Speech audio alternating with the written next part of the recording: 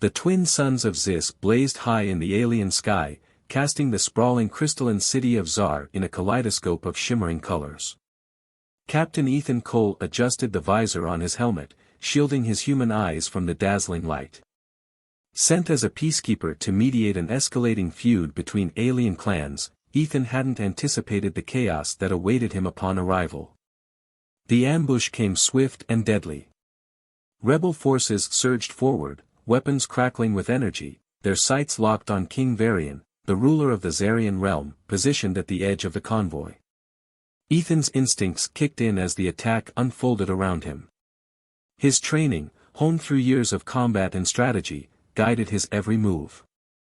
He saw the royal entourage fall under attack, and the danger became clear: the king's life was in imminent peril. His heart raced, but his mind remained calm.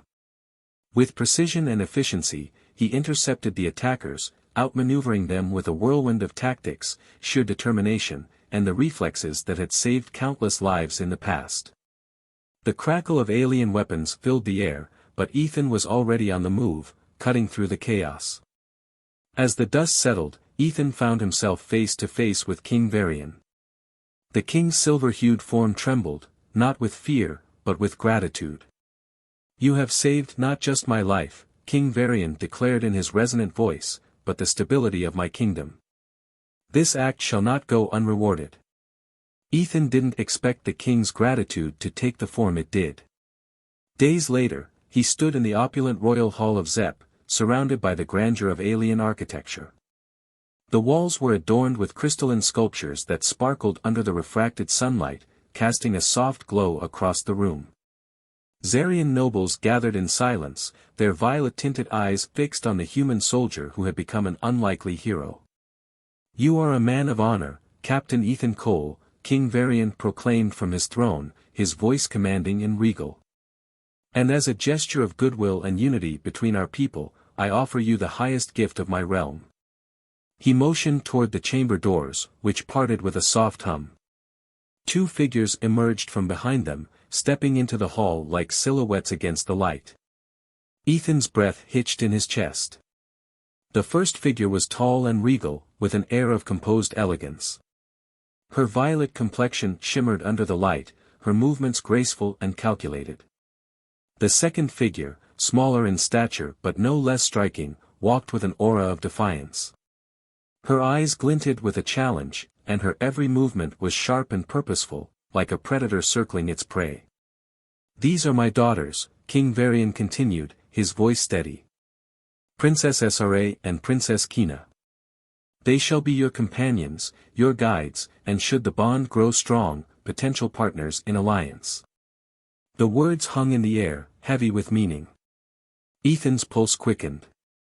He wasn't sure whether he had just been honored or trapped in a political maneuver far beyond his understanding. He had come to Zis to broker peace, not to step into the tangled web of its royal circles. SRA bowed her head respectfully, her violet eyes betraying curiosity. Kina, on the other hand, smirked as she surveyed Ethan. "A human companion," she remarked, her voice laced with challenge. "This should be interesting." Ethan held her gaze, standing tall despite the knot of uncertainty tightening in his chest. "I'm honored, Your Majesty. I'll do my best to live up to the trust you've placed in me." With that, the stage was set. Ethan was no longer just a soldier, he was now bound to the fate of a kingdom and its royal family. Little did he know, his journey had only just begun, and the challenges ahead would test his resolve, his humanity, and the very essence of who he was. As the murmur of the crowd in the royal hall gradually subsided, the weight of the king's decree hung heavily in the air. Ethan couldn't shake the feeling that he had just been thrust into a world far beyond his understanding. He had entered Zis as a peacekeeper, but now, he found himself entangled in the politics and intricacies of a foreign realm. The formalities concluded, and the two princesses, SRA and Kina, approached him. SRA was the first to speak, her voice calm and measured. "Captain Cole," she began, "we owe you a great debt. My father's offer is not given lightly. I hope you understand the significance of this arrangement." I'm beginning to, Ethan replied, his voice steady, though his mind was racing. I didn't expect saving a life would lead to this. Kina scoffed, her piercing gaze locking onto his. Oh, don't worry, human. You'll have plenty of time to figure it out. Assuming you can keep up. There was a playful yet sharp edge to her words that made Ethan wonder if this was how she greeted everyone, or if he was a special case. SRA, her expression unchanging but her voice carrying subtle authority, interjected, he's an honored guest of the crown, Kina, not a sparring partner. But Kina wasn't deterred. She smirked, her voice lowering as she retorted, he may need to learn the ways of Zis if he's to survive here. Ethan raised an eyebrow but said nothing. Instead, he observed their dynamic, one sister calm and poised, the other fiery and unpredictable. His instincts told him that this alliance, if it could even be called that, would not be straightforward.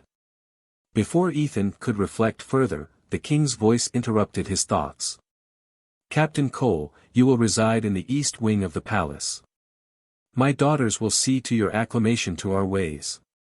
The bond between our people depends on it. Before Ethan could respond, Kina turned sharply on her heel. Well, don't just stand there. Follow me, sir, she commanded, her tone almost playful, yet still laced with authority. SRA sighed softly but gestured for Ethan to follow. You'll have to excuse her. She's spirited. Ethan fell into step behind them, his boots clicking against the crystalline floor. The palace was a marvel of alien architecture, with its walls shimmering as though alive. Light danced in unpredictable patterns, casting faint hues of violet, gold, and emerald across their path. As they walked, Ethan couldn't help but ask, does your father often make decisions like this? So, dramatic? SRA glanced at him with a serene expression. He does what he believes is best for his kingdom. And sometimes, that means making choices that others might not understand. Kina, still walking ahead, called back over her shoulder, trust me, human, you'll learn fast enough that nothing here is ever as simple as it seems. The twin suns of Zis blazed high in the sky, their heat casting long shadows over the crystalline expanse of Zar. The city sparkled like a jewel, its towering structures made of translucent material that shimmered in the sunlight. Captain Ethan Cole stood in the palace courtyard, the vibrant alien colors around him a stark contrast to the familiar hues of Earth. The moment had come to begin his training, though he still wasn't entirely sure what exactly he was training for. After all, he hadn't come to Zis as a soldier in the service of a kingdom but as a peacekeeper, and now, he was embroiled in a conflict that he had not prepared for. Kina, one of the royal sisters, wasted no time. She tossed him a small metallic device with a flick of her wrist.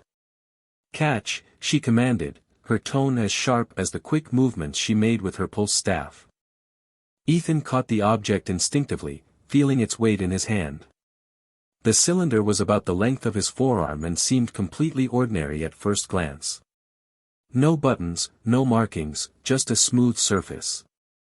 He examined it carefully, unsure of what it was or what to do with it. What is this? He asked, raising an eyebrow. Activate it, Kina said, crossing her arms over her chest and staring him down with a smirk. She was almost daring him to figure it out. Ethan frowned, turning the device over in his hands, feeling its weight. He noticed a faint seam running along its length. Trusting his instincts, he twisted the cylinder. There was a soft click, and to his surprise, the device sprang to life, extending into a long staff. It hummed softly in his grip, and at each end, faint shimmering energy crackled to life, forming pulses of light that buzzed with a quiet but unmistakable energy. A pulse staff, SRA explained, stepping forward with her usual calm. It's a standard weapon for our guards. Non-lethal primarily, but with the right strike, it can incapacitate an opponent. Ethan raised an eyebrow, still testing the staff's weight in his hands. And I'm supposed to, what? Spar with this? Kina's grin widened, her eyes gleaming with a predatory glint. Not spar, human. Survive. Before Ethan could respond, Kina lunged at him with the speed of a predator, her own pulse staff crackling to life in an instant.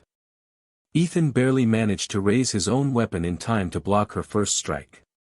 The clash of energy reverberated through the air like the crack of thunder, and he was thrown off balance by the sheer force of the impact. His heart raced as Kina pressed her attack, her movements fluid and unrelenting. "You call this training?" Ethan grunted, struggling to keep up with her ferocious onslaught. "This is mercy," Kina shot back, spinning her staff in a blur of motion. "Up there, no one will hold back. You need to learn fast." Ethan's military training kicked in. He knew he had to stay calm and focused. He began analyzing her movements, looking for patterns and weaknesses. He counted her strikes, each movement more calculated than the last. A faint step to the left, a quick jab to the right, then a swift block as Kina's staff whipped past him. He wasn't just surviving anymore, he was adapting, using his training to match her speed. Kina's grin widened as she saw the shift in his approach. "Not bad, human," she said, her voice edged with approval. "But let's see how you handle this." With a sudden, fluid motion, Kina disengaged and activated a hidden mechanism on her staff. The energy pulses at the ends intensified, crackling with a dangerous hum that made the air feel charged. She charged again, faster this time, the crackle of energy louder as it surged from her staff.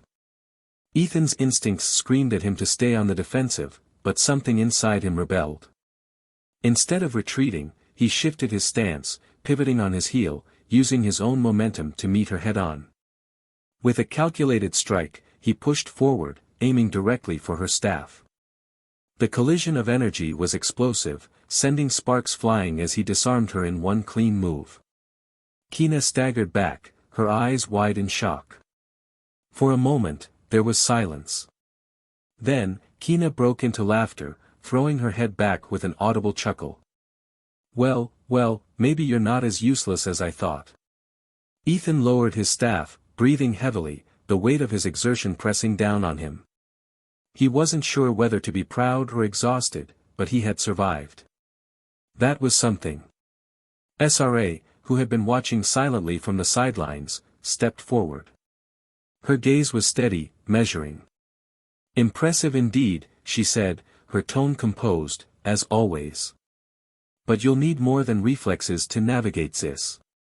Our politics are as dangerous as our battles." Ethan nodded, still trying to catch his breath, his grip tightening on the pulse staff.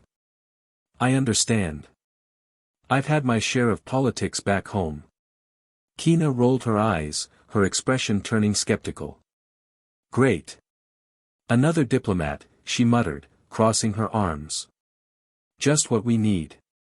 "Diplomacy has its place," SRA replied sharply, her tone hardening for a moment. "Especially when the stakes involve the stability of an entire kingdom." Ethan nodded, sensing the weight behind her words. "I get it. Words can be as dangerous as weapons." Before anyone could say anything further, a shadow loomed over them. Ethan instinctively reached for his pulse staff, his hand steady on the weapon. But SRA raised a hand, signaling him to lower it. The figure that emerged from the shadow was a Zavarian male, his ornate robes rippling in the breeze, his violet eyes piercing and calculating. A faint scar traced the line of his jaw, a mark of someone who had seen conflict up close. "Ambassador Taver," SRA greeted him, her voice polite but wary. She stood tall, prepared for whatever this meeting might bring. "What brings you here?" The ambassador inclined his head slightly, the motion stiff and formal. "A matter of urgency," he said, his voice calm but weighted with importance. "Princess Kina Varen has summoned you, and your guest." Ethan frowned, his pulse quickening. The mention of the princess sent a ripple of unease through him. What was going on now? Taver's gaze flickered over Ethan, his expression unreadable. "There are matters of state that require your immediate attention, Captain Cole." Ethan's mind raced. What could be so urgent that it required the attention of the royal family, and him, a foreign soldier. His training told him to stay focused, to remain calm, but the situation was rapidly escalating. The stakes had just risen far higher than he had anticipated. A darkened faction of the rebel force had issued a demand, one that sent ripples of unease through the royal palace. They claimed to possess something of great value, something that could tip the balance of power in their favor. The demand was simple but chilling. They wanted an audience with King Varian, and they specifically requested the presence of a human. The room fell silent as the king absorbed the news.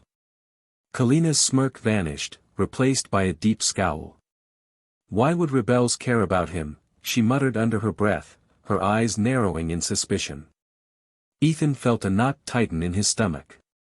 He didn't have a good answer for that, though his mind raced with questions. Good question, he replied, his unease growing. What's their angle? San, her face an implacable mask of composure, answered carefully. We won't know until we meet with them. But this complicates things. Rebels don't make such a bold move unless they're certain of their leverage. She glanced briefly at Ethan, her tone tinged with concern.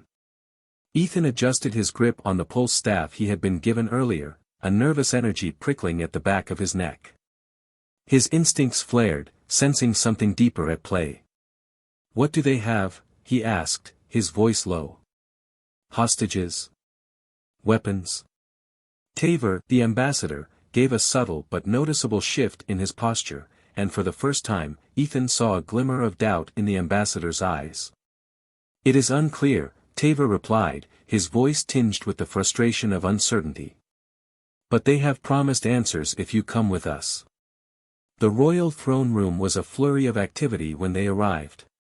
Couriers rushed in and out, their voices low and hurried, their eyes darting nervously between King Varian and the delegation of armed guards stationed at the base of the throne. There was a palpable tension in the air. The king sat rigidly upon his throne, his violet eyes betraying a storm of emotions. His expression remained unreadable, but his posture suggested the weight of the situation was not lost on him. Ah, Captain Cole, the king said, his voice steady but heavy, a hint of grim resignation in his tone. It seems your presence on Xeris has garnered more attention than anticipated. Ethan bowed slightly, maintaining the formalities but feeling the weight of his growing anxiety. I came to help, Your Majesty, he said. If meeting with these rebels will prevent further bloodshed, I'll do what I can. Unwilling to stand idly by, Kalina stepped forward, her jaw tight with tension. This smells like a trap, she muttered, her words laced with suspicion. The king met her gaze, his expression unyielding but calm. Undoubtedly, he replied. But it's a risk we must take. If their claims are true, the consequences of ignoring them could be catastrophic. Ethan's eyes narrowed, his pulse quickening. What did they claim to have? He asked, his mind racing through possibilities. The king hesitated before gesturing toward one of his advisors. The elderly Zarian stepped forward, holding a crystalline tablet. With a wave of his hand, he activated the tablet, and an image materialized in the air before them. Ethan's breath caught in his chest as the image began to take shape. It was a human woman, bound and flanked by rebel guards. Her face was obscured by a shadow, but her uniform was unmistakable.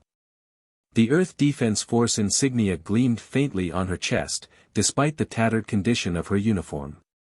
She's one of yours, the king said gravely, his gaze unwavering as he looked at Ethan. Ethan's heart skipped a beat as a cold wave of dread washed over him. They had a captive, one of his own people, and were demanding an exchange. The EDF sent me to mediate this conflict, he muttered, his fists clenching involuntarily. But no one mentioned any additional personnel on the ground. Who is she? And how did she end up in their hands? The realization hit him like a punch to the gut. They want me for her, he said slowly, piecing the situation together in his mind. Varian nodded solemnly, his expression unchanged. You are correct. They've requested a meeting in neutral territory tomorrow. He paused, letting the weight of the situation settle.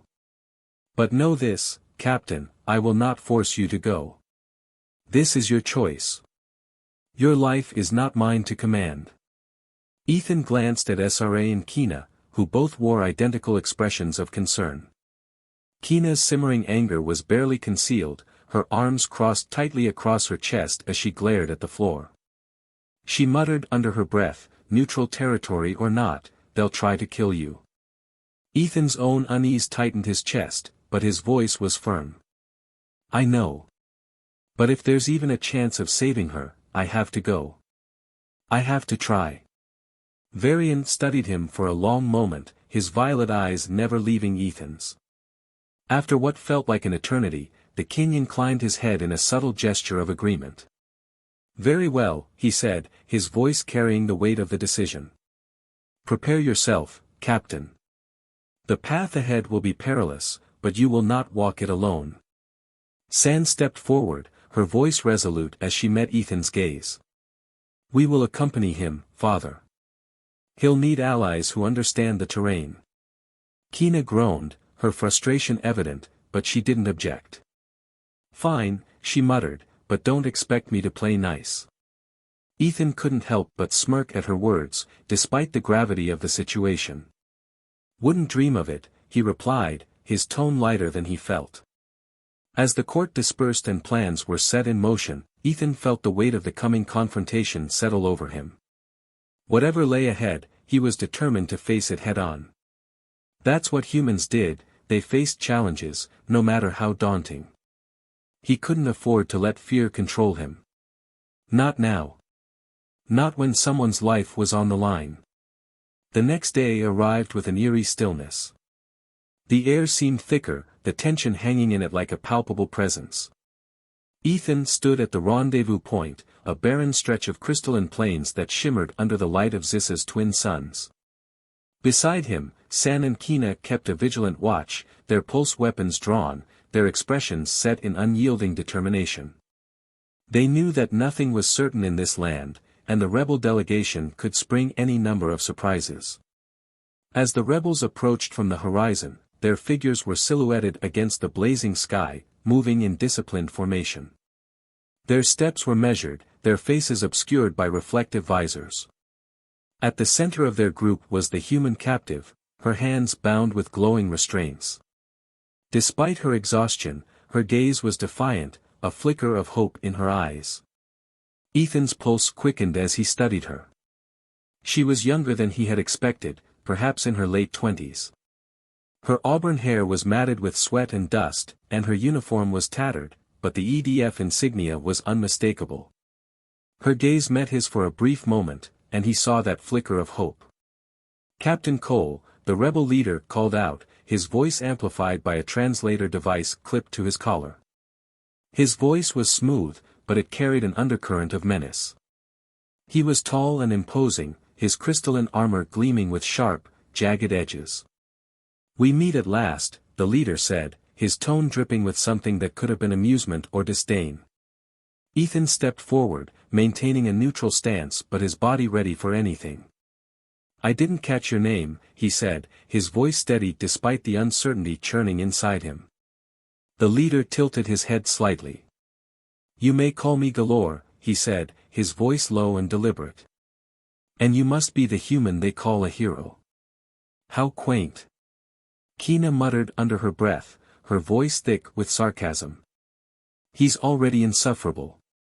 The rebel leader's visor glinted as he gestured toward the captive woman. You've seen her. Proof that we hold the leverage here. Now, let's discuss terms.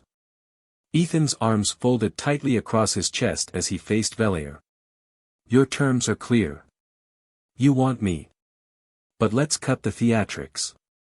What's your real goal here, Velair? He demanded, his voice steady but carrying an edge of frustration. Velair let out a harsh chuckle, a metallic sound that grated on Ethan's nerves. Ah, the Federation human intuition, he said, his tone mocking. Very well, Captain. My goal is simple.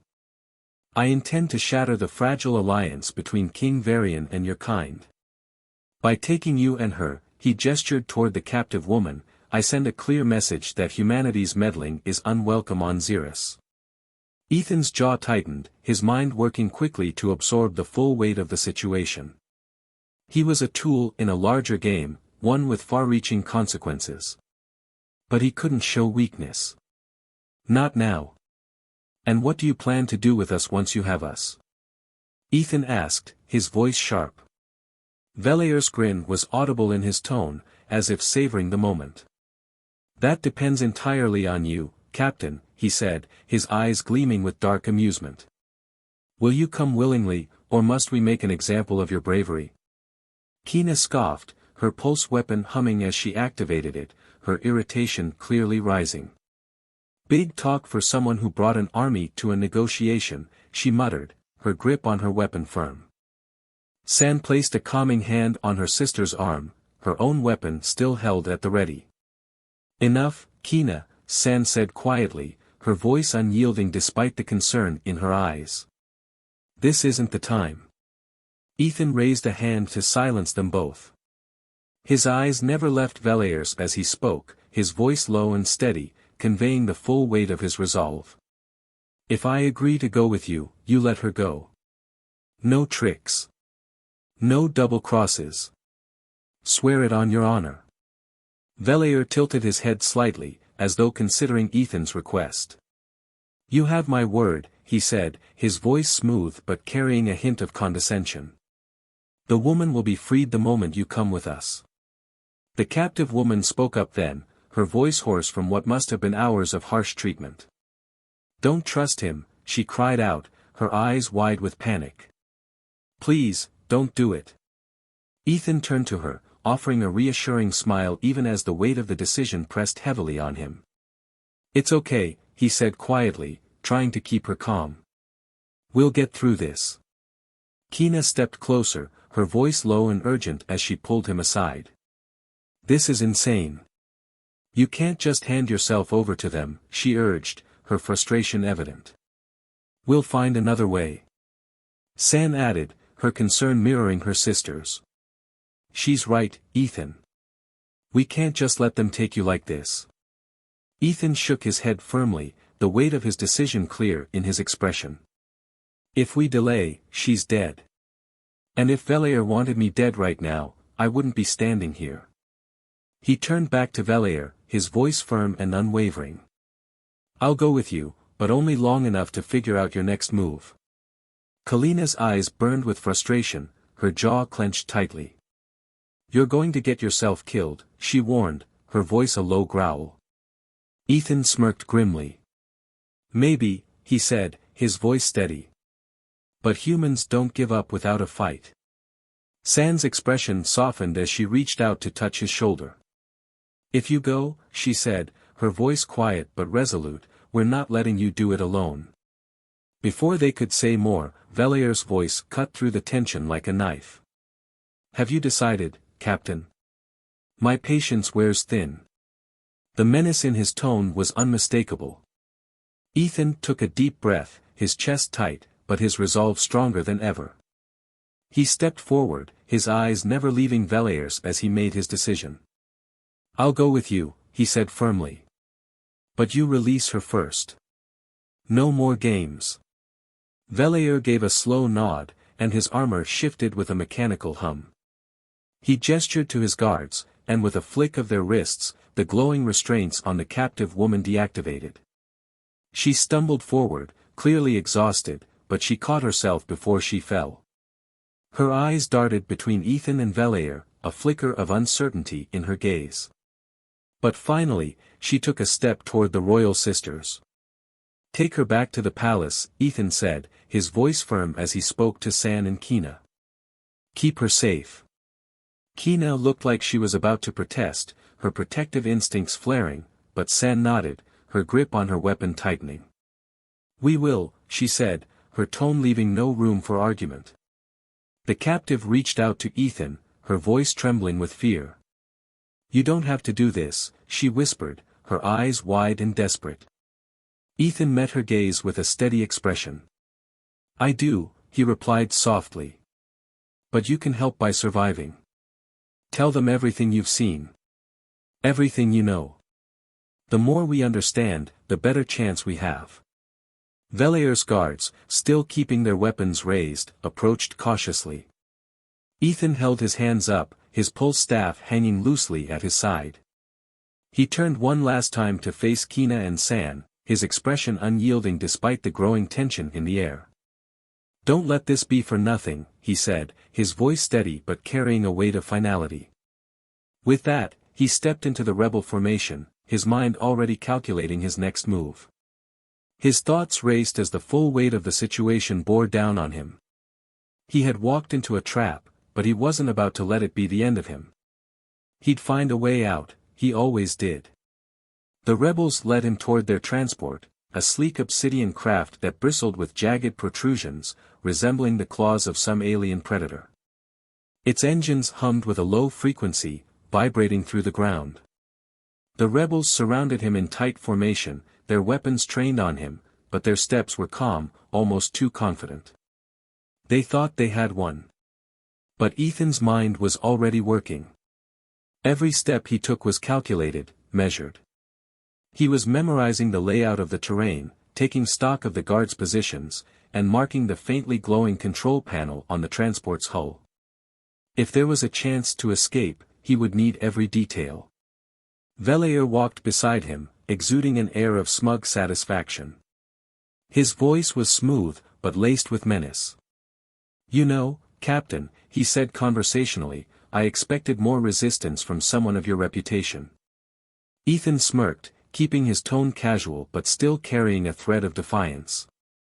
"Oh, I'm just saving my energy," he replied with a hint of amusement. "You'll see why soon enough." Valier's laughter echoed unnaturally through his translator, an eerie sound that sent a shiver down Ethan's spine. "Bravado. Typical of your kind. But tell me, what makes humans so defiant, even in the face of certain defeat?" Ethan shrugged, glancing sideways at him as they neared the transport. "Maybe it's because we've been underestimated one too many times," he said, his voice laced with quiet resolve. Valier's amusement faltered slightly as his gaze shifted forward, no longer looking at Ethan. The transport loomed closer, its hatch sliding open with a sharp hiss. A guard prodded Ethan's back, urging him forward. Ethan complied, stepping into the dimly lit interior. The inside of the craft was stark and utilitarian, with metallic walls pulsating faintly, as if alive. The rebels directed Ethan to a containment seat at the center of the chamber. Restraints locked around his wrists and ankles, and a translucent barrier rose around him, glowing faintly with energy. Valier stood nearby, his eyes never leaving Ethan as the rebels took their positions. Before Ethan stood Valier, his helmet now removed to reveal a face of angular, crystalline features that shimmered like polished stone. His eyes, a deep violet, regarded Ethan with a mixture of curiosity and disdain.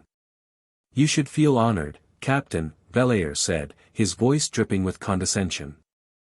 "Few humans have had the privilege of witnessing what lies at the heart of our rebellion. Fewer still have lived to tell of it." Ethan leaned back in his seat, feigning nonchalance as he examined Valier's expression. "You keep talking about this rebellion like it's some noble cause," he said, his voice calm but skeptical. "But all I've seen are a bunch of opportunists using fear to get what they want." Valier's expression darkened, his eyes flashing with something almost primal.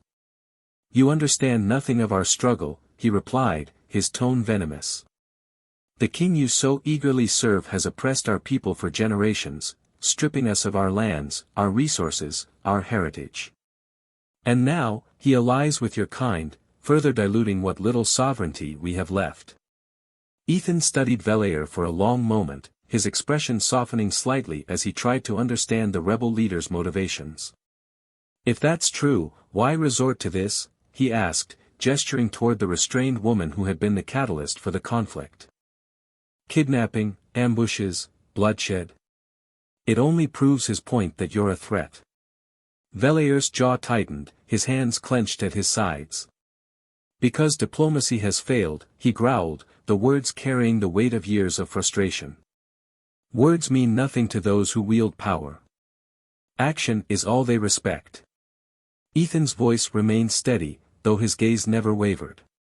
And what about the innocents caught in the crossfire? He asked, his tone incredulous. Do their lives mean nothing to you? There was a brief hesitation in Valier's eyes, just a flicker, but it passed quickly, replaced by a hardened resolve. This conversation is over, he said coldly, turning away and signaling to his subordinates. Prepare the ship for departure. The rebels moved swiftly, securing their positions and powering up the transport systems. The engines roared to life, and the sleek craft lifted off from the crystalline city of ZTH, shrinking below them like a fading memory. Ethan could feel the hum of the restraints against his skin, their energy field designed to prevent any escape attempts. But escape wasn't on his mind, at least, not yet. He needed more information, more leverage. He scanned the chamber, noting the placement of the guards, the control panels along the walls, and the faint oscillations in the containment barrier surrounding him. There were weak points in every system. It was just a matter of finding them. As the transport ascended into the upper atmosphere, Valier approached Ethan once more. His violet eyes glowed faintly in the dim light, his voice laced with a cold, menacing edge. We'll arrive at our base shortly, he said, his words almost a threat. I suggest you prepare yourself, Captain. The truths you're about to witness will challenge everything you believe. Ethan met his gaze evenly, his expression unreadable. Looking forward to it, he said coolly. Inside, his thoughts burned with determination. He had made the choice to come here, to protect the human captive and buy time for the royal family to act. But he wasn't content to merely survive. He was going to turn the tables on Valier, and he was going to do it on his own terms. The rebel base was carved into the jagged cliffs of a desolate moon, Ording-Z's. The terrain was barren, the ground cracked and dry, with sharp peaks jutting toward a starless void. As the transport landed with a soft thud, Ethan stepped off, flanked by guards. His boots crunched against the ground, the sound echoing in the silence of the moon's surface. He was ushered toward a massive entrance, carved directly into the rock. Glowing runes marked the walls, pulsing faintly, casting eerie shadows that seemed to move like specters in the dark. Valier led the way, his stride purposeful and sure, his presence commanding the attention of everyone around him. The halls within the base were wide and functional, their walls lined with glowing panels and conduits carrying faintly humming energy.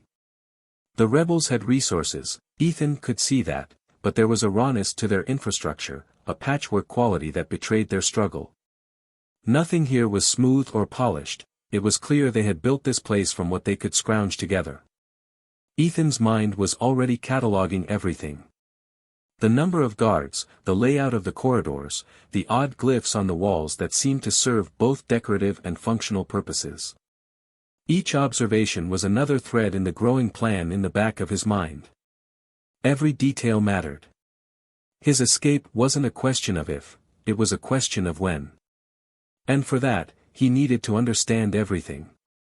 Finally, they arrived at the heart of the base, a grand chamber with high ceilings, where a circular table stood at the center. Around it sat rebel leaders, their features diverse and scarred by years of conflict. A holographic map hovered above the table, displaying Xeris and its surrounding system. The map was marked with red zones, rebel territories, and blue zones, regions still under royal control. Valier turned to address the room, his voice echoing with authority. The human has arrived, he said, his tone cold yet somehow tinged with pride. He has shown resilience and cunning, traits we must respect. But now, we offer him the chance to see our cause for what it truly is.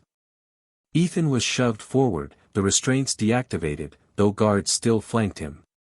He rolled his shoulders, stretching them after being bound for so long, and then adopted a casual stance, though his mind was calculating every second. So, what's the sales pitch? He asked with calculated nonchalance. You dragged me across half the system. Let's hear it. Valier stepped closer to the hologram, gesturing toward a series of red-marked regions on the map.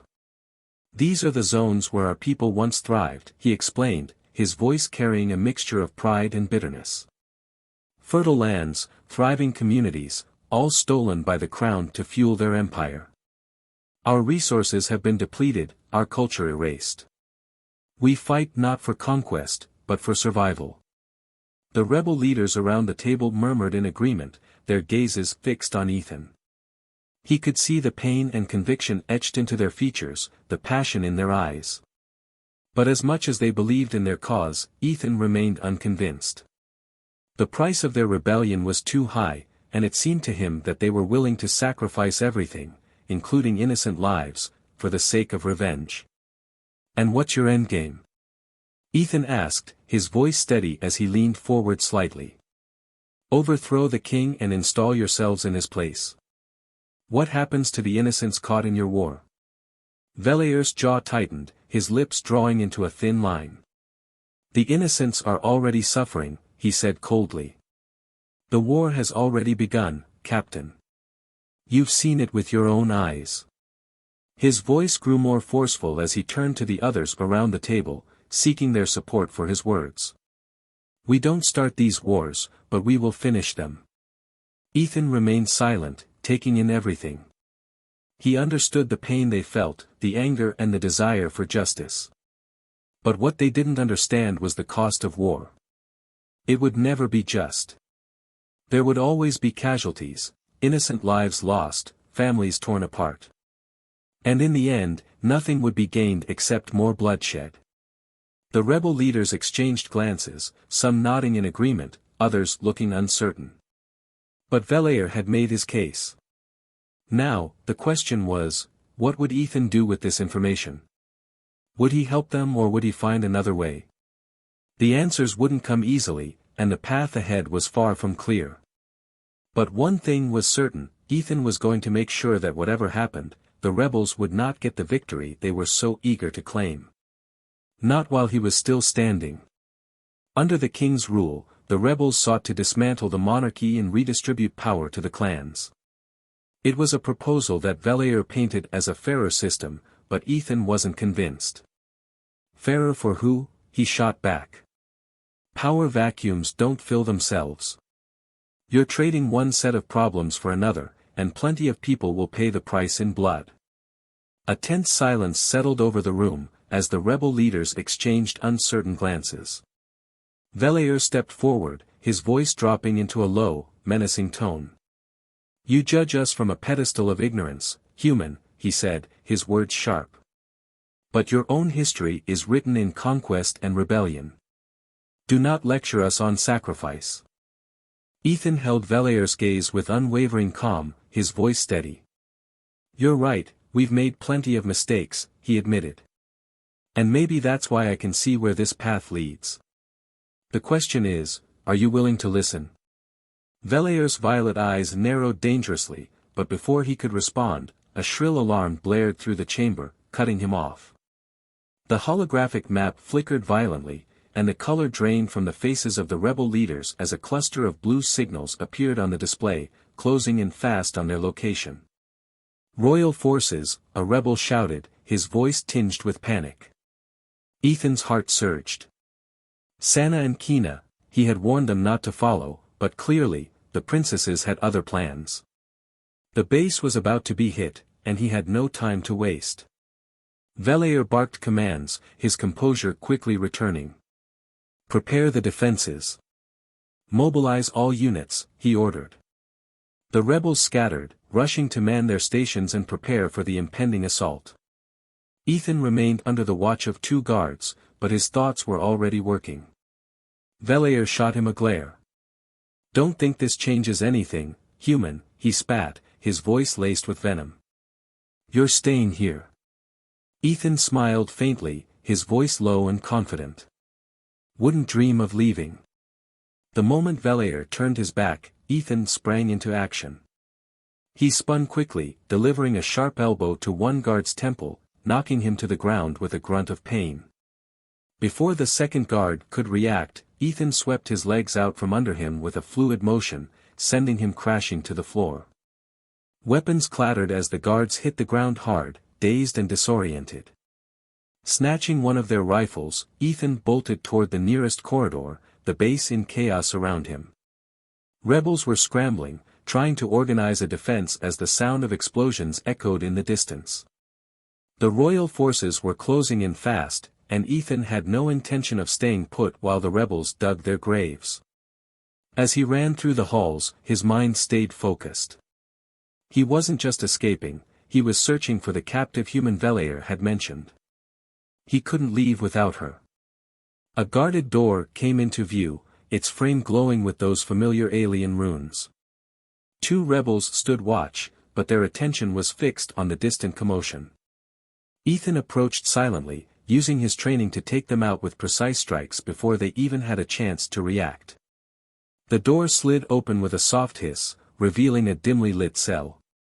Inside was a young human woman, her face gaunt and drawn, but her eyes were defiant. She looked up, startled as Ethan entered. "Who are you?" she asked, her voice hoarse. "Rescue party," Ethan replied, breaking the energy field that held her. "Come on, we're getting out of here." She hesitated for only a moment, but then nodded, following him into the chaos. The explosions outside grew louder, reverberating through the base as Ethan and the woman made their way toward the exit. The royal forces were relentless, their precision strikes carving through the rebel defenses with deadly efficiency. Ethan spotted a familiar flash of violet. Sana and Kina, they were leading the charge, determination etched into their faces. "Captain!" Sana called out, relief washing over her as she saw him. Ethan couldn't help but grin, even as he ushered the rescued woman toward them. "Nice of you to drop by," he said, a touch of humor in his voice. "We've got a lot to talk about, but let's start with getting out of here." Kina smirked, her eyes glinting with admiration. "You just can't help but make things interesting, can you?" Ethan's grin widened. "Wouldn't be me if I didn't." Together, they fought their way to the extraction point. The royal forces were overwhelming the rebels, forcing Velair and his remaining followers into retreat. The sound of gunfire and explosions filled the air as the rebel base was torn apart by the ongoing battle. As they reached the extraction point, Ethan glanced over his shoulder one last time. The moon base was already beginning to smolder, its destruction a stark reminder of the clash of ideals that had played out here. The royal craft was waiting for them, its engines humming as they boarded quickly, the last of the rebels barely managing to escape before the base was completely overrun. As the shuttle ascended into the sky, Ethan allowed himself a brief moment of relief. They had pulled it off, but the war wasn't over. Far from it. Back on Xeris, the rescued woman was reunited with her family in the grand hall of the royal palace. Tears of gratitude streamed down her face as she embraced her loved ones, the relief of her rescue settling over her like a weight being lifted. Ethan stood nearby, his gaze steady and thoughtful. He had taken the risk, and now, in this quiet moment, the reward was clear. The lives of those who had been saved were his proof that this fight wasn't meaningless, that every sacrifice made along the way had led to something worth fighting for. Sana and Kina stood by his side, their bond with him solidified through the shared trials of their journey. The royal sisters were no longer just allies, they were friends, and in some ways, family. The tension of their past had given way to a new understanding. They had fought together, survived together, and now, they were ready to face whatever came next. As they left the grand hall, Cain Varian approached them, his expression solemn. He nodded in acknowledgement, his voice grave. "You've proven yourself once again, Captain Cole," he said, his words carrying weight. "Not just as a warrior, but as a beacon of hope for our people." Ethan nodded, meeting the king's gaze with a steady, unwavering look. "It's a good start," he said. "But we've got a long way to go." And so, amid the glittering splendor of ZTH, Ethan found himself not just a soldier, but a symbol of unity, a symbol of resilience in the face of overwhelming odds. The road ahead was uncertain, filled with challenges and dangers, but with allies like Sana, Kina, and the resilience of humanity behind him, Ethan was ready. The twin sons of Xerus set on another chapter of his journey, one that was only beginning.